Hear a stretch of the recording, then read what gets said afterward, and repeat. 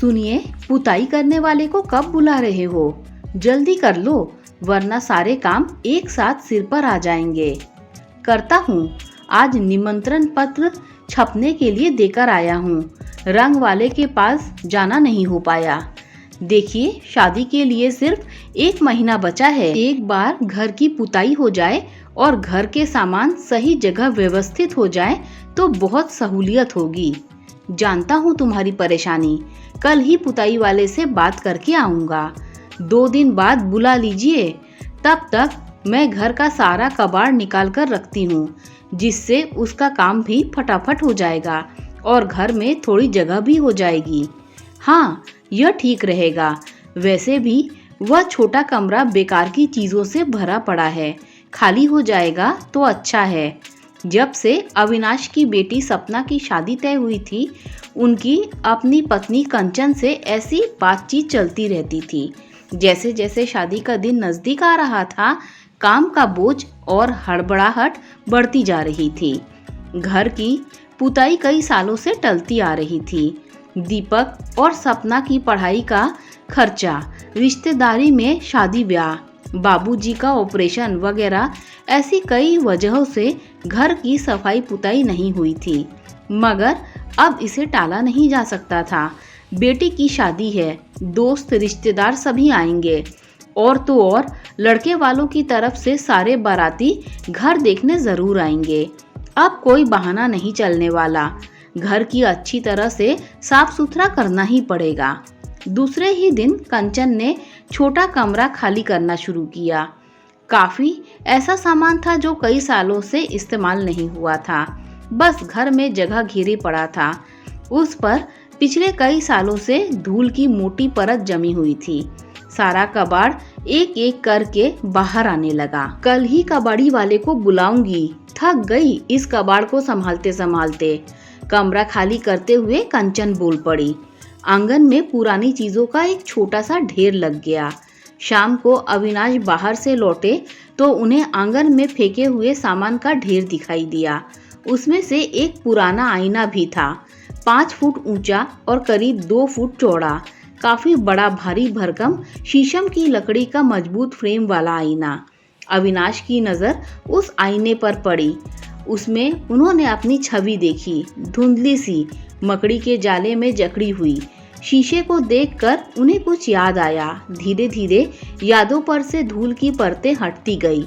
बहुत सी यादें जहन में उजागर हुई। आईने में एक छवि निखर आई, बिल्कुल साफ छवि कंचन की। 29-30 साल पहले की बात है। नई नवेली दुल्हन कंचन, हाथों में मेहंदी, लाल रंग की चूड़ियां, घूंघट में शर्मीली सी। अविनाश को अपने शादी के दिन याद आए। संयुक्त परिवार में बहू बनकर आई कंचन दिन भर सास, चाची सास, दादी सास, न जाने कितनी सारी सासों से घिरी रहती थी। उनसे अगर फुर्सत मिलती तो छोटे नंद देवर अपना हक जमाते। अविनाश बेचारा अपनी पत्नी का इंतजार करते करते थक जाता। जब कंचन कमरे में लौटती तो बुरी तरह से थक चुकी होती थी। नौजवान अविनाश पत्नी का साथ पाने के लिए तड़पता रह जाता था। पत्नी को एक नज़र देख पाना भी उसके लिए मुश्किल था। आखिर उसे एक तरकीब सूझी। उनका कमरा रसोई घर से थोड़ी ऊंचाई पर तिरछे कोण पर था। अविनाश ने यह बड़ा सा आईना बाजार से खरीदा और अपने कमरे में ऐसे एंगल में लगाया कि कमरे में बैठे बैठे रसोई में काम करती अपनी पत्नी को निहार सके। इसी आईने ने पति पत्नी के बीच नज़दीकियां बढ़ा दी। वे दोनों दिल से एक दूसरे के और भी करीब आ गए। उनके इंतजार के लम्हों का गवाह था यह आईना। इसी आईने के जरिए वे दोनों एक दूसरे की आंखों में झांका करते थे, एक दूसरे के दिल की पुकार समझा करते थे। यही आईना उनकी नज़र की जुबां बोलता रहा। उनकी जवानी के हर पल का गवाह था यह आईना। आंगन में खड़े खड़े अपने आप में खोए से अविनाश उन दिनों की सैर कर आए। अपनी नौजवानी के दिनों को यादों में ही एक बार फिर से जी लिया। अविनाश ने दीपक को बुलाया और वह आईना उठाकर अपने कमरे में करीने से रखवाया। दीपक अजरज में पड़ गया। ऐसा क्या है इस पुराने आईने में? इतना बड़ा भारी सा काफी जगह घेरने वाला कबाड़ उठवाकर पापा ने अपने कमरे में क्यों लगवाया? वह कुछ समझ नहीं पा रहा था। वह अपनी दादी के पास चला गया। दादी, पापा ने वह बड़ा सा आईना कबाड़ से उठवा कर अपने कमरे में लगा दिया। तो क्या हुआ? दादी, वह इतनी जगह घेरता है, कमरे से बड़ा तो आईना है। दादी अपना मुंह आंचल में छिपाए धीरे धीरे मुस्कुरा रही थी। दादी को अपने बेटे की यह तरकीब पता थी। उन्होंने अपने बेटे को आईने में झांकते हुए बहू को निहारते पकड़ा भी था। दादा की वह नटखट हंसी हंसते हंसते शर्माने के पीछे क्या माजरा है, दीपक समझ नहीं सका। पापा भी मुस्कुरा रहे थे। जाने दो, सोचकर दीपक दादी के कमरे से बाहर निकला। इतने में माँ ने दीपक को आवाज दी। कुछ और सामान बाहर आंगन में रखने के लिए कहा। दीपक ने सारा सामान उठाकर कबाड़ के ढेर में ला पटका, सिवा एक क्रिकेट बैट के। यह वही बैट था जो 20 साल पहले दादाजी ने उसे खरीदवाया था। वह दादाजी के साथ गांव से शहर आया था। दादाजी का कुछ काम था शहर में। उनके साथ शहर देखने और बाजार घूमने दीपू चल पड़ा था। चलते चलते दादाजी की चप्पल का अंगूठा टूट गया था। वैसे भी दादाजी कई महीनों से नई चप्पल खरीदने की सोच रहे थे। बाहर घूमते घूमते दीपू की नज़र खिलौने की दुकान पर पड़ी। ऐसी खिलौने की दुकान तो उसने कभी नहीं देखी थी। उसका मन कांच की अलमारी में रखे क्रिकेट के बैट पर आ गया। उसने दादाजी से जिद की कि वह बैट उसे चाहिए। दीपू के दादाजी व पिताजी की माली हालत उन दिनों अच्छी नहीं थी। ज़रूरतें पूरी करना मुश्किल होता था। बैट जैसी चीज़ तो ऐश की निशानी गिनी जाती थी। दीपू के पास खेल का कोई भी सामान न था होने के कारण गली के लड़के उसे अपने साथ खेलने नहीं देते थे। श्याम तो उसे अपने बैट को हाथ भी नहीं लगाने देता था। दीपू मन मसोट कर रह जाता था। दादाजी इन परिस्थितियों से अच्छी तरह वाकिफ थे। उनसे अपने पोते का दिल नहीं तोड़ा गया। उन्होंने दीपू के लिए वह बैट खरीद लिया। बैट काफ़ी महंगा था।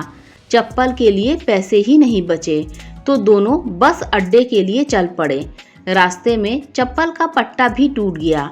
सड़क के किनारे बैठे मोची के पास चप्पल सिलवाने पहुंचे तो मोची ने कहा, दादाजी, यह चप्पल इतनी फट चुकी है कि इसमें सिलाई लगने की कोई गुंजाइश नहीं है।